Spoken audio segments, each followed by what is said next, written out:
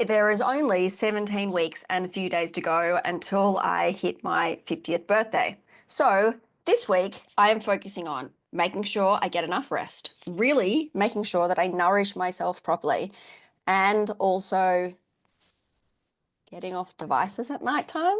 I hate that one. It's so hard. I love Insight Timer. I love listening to my meditation in bed, but that means my phone is in the bedroom. So I absolutely turn it off afterwards.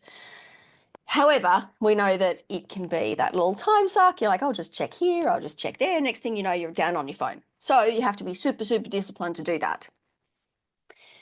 How do I make sure that I do that?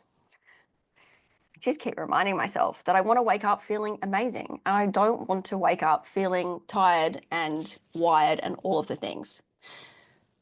What have you done to implement getting your phone out of the bedroom? Are you using it as an alarm clock? Please don't do that.